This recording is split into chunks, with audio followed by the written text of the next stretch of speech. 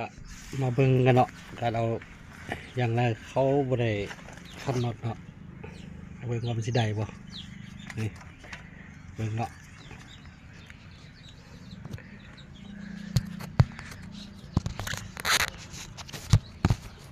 ตั้งกองดีๆก่อนเด้อ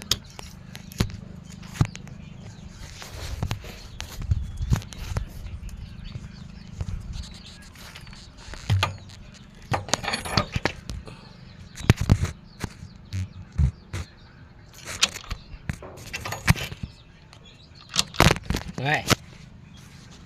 เบิ่งโอ้ยบุยคนไทยให้เว้ยผมสิได้ว่ามันรุ่นนำกันเห็นบ่โอ้บ่เห็นเนาะ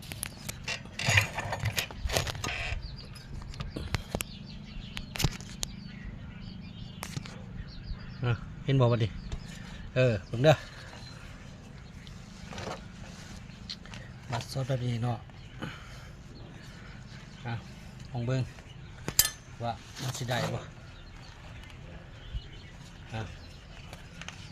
เบิ่งได้ต่อไปเอาวางเข้าไปเนาะเกี่ยวไปอีกรอบนึงเนาะ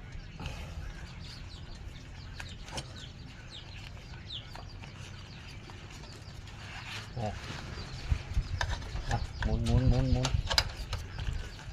คลายพื้นมานี่นะ